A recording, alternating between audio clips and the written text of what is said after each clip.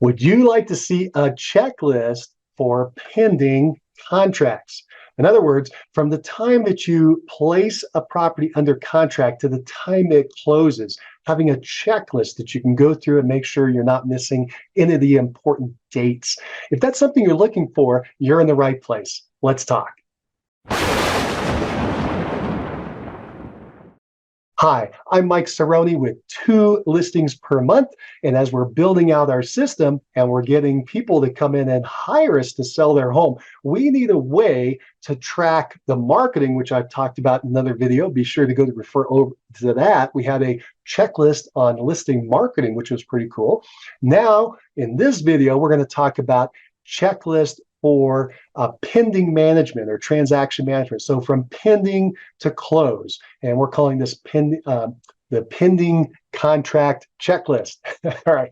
And so basically from the time that the property goes under contract to the time it closes, all the events that have to happen, and most particularly their dates, their due dates, I want to make sure that we know what they are. So we've just created a checklist to track that. And we've done it very simplistically. Are certainly more advanced software products to do it. We've had some top agents show some of the products they've created. But we're going to just go with the basic idea of, hey, don't have a lot of cash. What can I do? Well, you can go get a free Google account, right? A Gmail account, and you can go ahead then from there and get Google Docs and Google Sheets and so forth. And we're going to show you Google Sheets, which is basically the free spreadsheet you can get when you have a Gmail account. Everybody should be able to get that. All right, so let me go ahead and show you what I've done. It's very simplistic. You'll pick up on it very quickly. All right, so here is the spreadsheet that I've created, the very simplistic one. Basically what we've got here is all the items that we're going to be dealing with. These come right out of your contract. Depends on your state, by the way. I recognize that every state's going to be different, but your contract is going to guide the entire transaction from pending to close. So that's the reference point. And here in Colorado, we have it very nicely done so that everything shows up in a box early up and high in the contract. They did that years and years ago, which was a great idea to give a place for everybody to summarize the dates. I'm simply taking that and putting it into a spreadsheet so I can track multiple closings at the same time. All right, so I've got, and I'm going to go down each item in a second, but I've got this first, the list of all the items, and then we've got typical time frames. Okay, I like to remind myself of what's typical. You know, as you're moving along, you become very familiar with it as a veteran agent. But if you're a newer agent, or you're handing this off to a transaction coordinator, they need to kind of know whether the basics or the traditional timelines. And then we've got each property that goes under contract. In my case, there'll be listings, but this can work for buyers or sellers. And so each time we take a listing, we'll fill out a new column and move it along. And as I move along, I'll end up splitting this one so I can keep the column A fixed and just rotate through the different properties.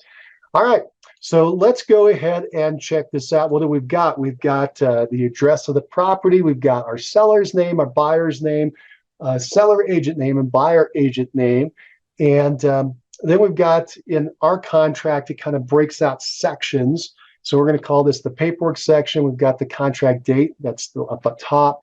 When was it signed? Did we have a counter? What date was it? What was it signed? So I'm tracking that. And by the way, over here, what am I entering? I'm entering dates received or dates these things went into my file. And then we've got the time of day deadline. So in our area, this is when everything will be due unless stated specifically on a deadline. And then we've got, and if there's nothing stated here, it would be midnight each night, but I don't want to work at midnight. So I make mine 5 o'clock.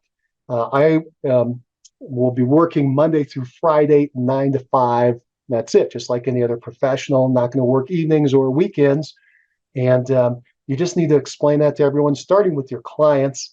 And in fact, I put it into my listing agreement that I'm only working 9 to 5 Monday through Friday. If you can contact me anytime you want during that time. If I'm not able to answer because I'm talking to someone, then I'll get back to you as quickly as I can. If you contact me outside of those hours, so in the evenings or on the weekends, then I will get in touch with you the next business day. And I just presented that to a seller who said, that makes sense. It's all in their mind. All right. And then also in the MLS, when I presented out there, we'll be making comments to the other agents that, hey, I'm only here Monday through Friday, 9 to 5. If you need to contact me outside those hours, leave a message. I'll get back to you the next business day. Make sure your deadlines are inside those time frames, etc. So moving on, I think that's something you should know. That's pretty valuable. So alternative earnest money deadline, and notice what here, this is the typical. It's typically 48 hours, but that's going to be negotiated in the contract. Okay. So I just want you to know how that typical pops up. So that's when the earnest money has to be delivered. If it wasn't delivered with the offer, which is common today now that we're doing so much electronic stuff. In the old days, you delivered the actual offer with a check on top, usually in a giant manila envelope. If you're an old timer like me, you'll remember that, delivering all those. Then we moved to fax, and now it's all digital, electronic, PDFs, etc. But anyway, moving on. So we've got all these things are just coming straight out of my contract. Look at your contract, and hopefully you have a summary of all the dates. I just want to know what they are in one place so I can look at all my contracts at once. So we've got title information. We got, I'm not going to run through each one, but you can see I just basically took everything out of the title area. I took everything out of the HOA, if we have an HOA. I took everything out of the seller's property disclosure area. Okay, these are the deadlines there. If we have loans, either new or assumed or seller carry, that's all going to be in here on these deadlines. And then if we've got an appraisal, which I'm definitely, some of these deadlines happen more often than others. Like, for instance, the buyer credit information deadline, that's if the buyer was going to get a seller carry financing where the seller becomes the bank. And that's not very typical. So that's why it's NA, because not likely to happen. And often that's a blank or an NA box. However, if it were to occur, you would have dates in there. In fact, my seller that I just start to represent said, hey, look, I am willing to carry back some financing after the buyer gets their base loan if that would help a deal get closed for the highest price. I'm like, that is good to know. Thank you for letting me know that. He brought it up, not me. I wish I would have brought it up. But anyway, that's that information there. That's what these happen to apply to. Then we go back into the appraisal. If we have a buyer that requires a appraisal either because of their new financing or they just want to get an appraisal, cash buyers can get an appraisal if they want. Then we have the typical days, and then we've got survey if we have one required or requested in the deadlines. Then the inspection, that's obviously a big date for us.